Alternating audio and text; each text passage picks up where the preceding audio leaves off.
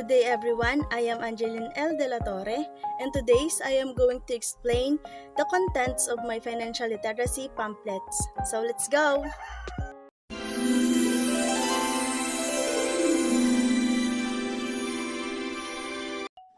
So this is the first part of my financial literacy pamphlet.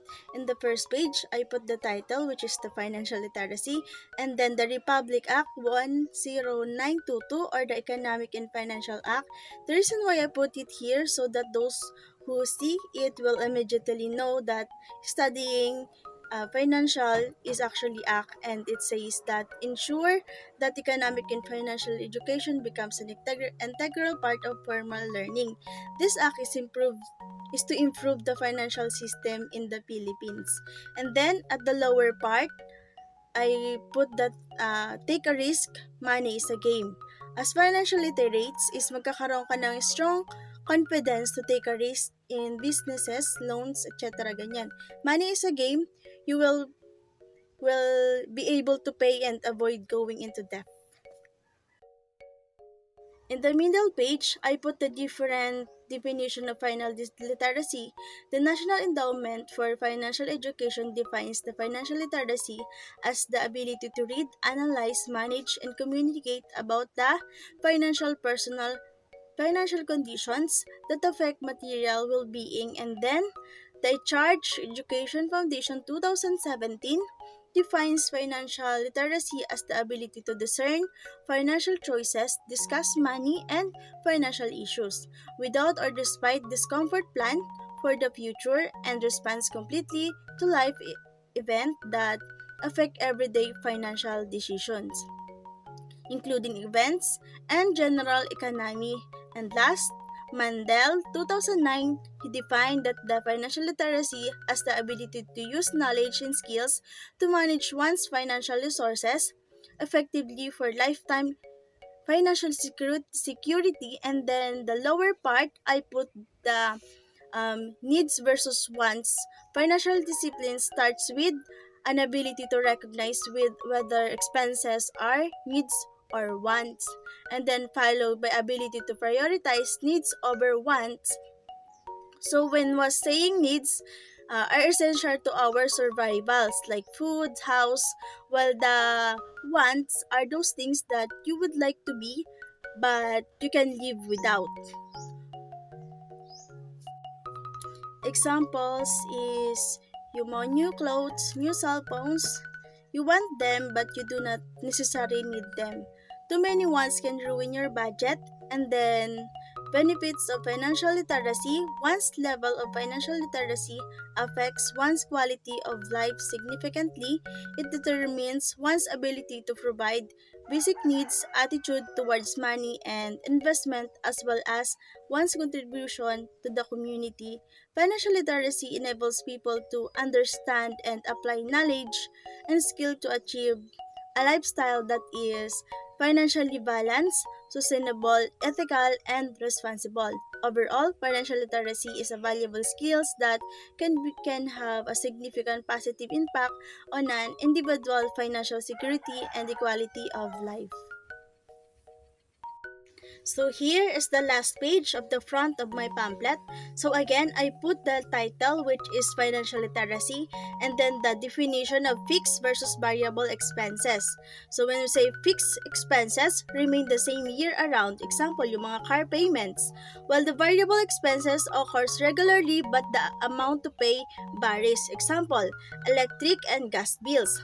So knowing the difference between needs and wants is an important aspect of financial literacy. Example, evaluating financial decisions. Knowing the difference between needs and wants allow you to make more informed and objective decision about your spending, investment, and other financial choices. So next, 3 easy steps when developing your spending plan. Number 1, record. Keep a record of what you spend. Number 2, review. Analyze information and decide what you do. And then number 3, take action to do something about what have you written. So that's it, the front of my financial literacy pamphlet. So now let's take a look in the other side of my financial literacy pamphlet. So here again, I put the title and some quotes, which is either make your money work for you or you always have to work for money. I can really relate to these quotes because I see in my parents that they always work for money. They didn't even try to do businesses because we are getting older. We can just work and work and work. Maybe they are like that because they are not financial literates yet. The only thing most people know is to work and then spend.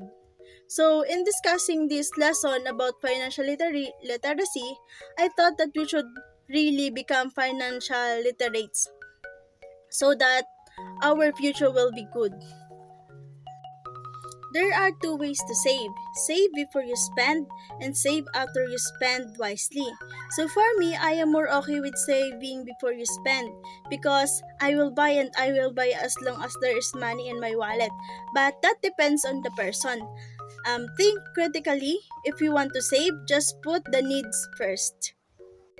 And then in the middle of the back of my financial literacy pamphlet is here, I put 6 major characteristic types in how people view money, according to In Charge 2017.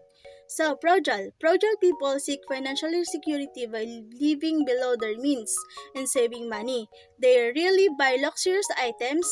They save money instead. They save money because they believe that money will offer protection from unprecedented events and expenses.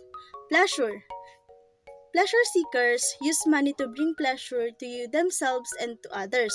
They are more likely to spend than to save. They often live beyond their means and spend more than they earn. If they are not careful and do not change, they may fall into deep debt. Status. Some people use money to express their social status. They like to purchase and show off their branded items. Indifference. Some people place very little importance on having money and would rather grow their own food and craft their own clothes. It is as if having too much money make them nervous and uncomfortable. Powerful. Powerful people use money to express power or control over others. Self-worth. People who spend money for self-worth value how much they accumulate and tend to judge others based on the amount of money they have. Maybe it's sad, but I'm in pleasure. I am happy when I can buy myself what I want, not only to myself but also to my son. I haven't spent much more than what I earned. For me, that's right. But still, I haven't saved up. Right now, I'm still a student and I am only working part-time with a salary of 150 pesos a day. The sixth standard caring towards depending students understanding on impersonal finance through an economic perspective. So yung earning income, ang key concept nito is income earned or received by people and different types of job as well as different forms of income. Buying goods and services, making spending decision and payment methods of benefits of which. So, yun yung key concept nun. Savings. Ang key concept nito is present versus future and savings for retirement.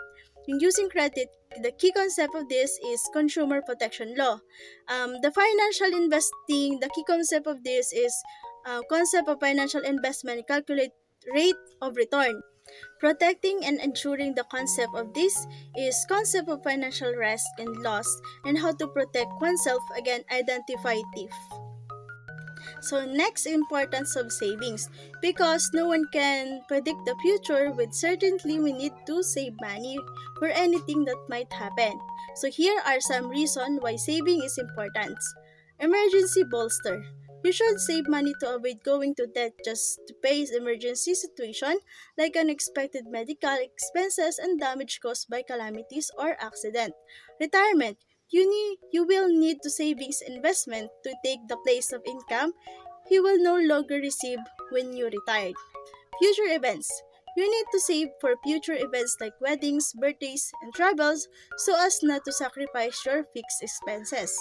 Instability of Social Security pensions. From Social Security should only serve as supplementary and not the primary source of income after retirement. A little goes a long way. Small, consistent savings go a long way. And then the last one is the setting financial goal. Setting financial goals is the first step to managing one's financial life goals, may be short, medium, and long term. So when we say short term, can be measured in weeks and can provide instant gratification and feedback. And then the medium term goals should be accomplished within 1 to 6 months. And then the long term financial goals can year to achieve. And then at the end of my pamphlet I put my contact number and then email address and then my name. So that's it. That's the contents of my financial literacy pamphlets. Don't give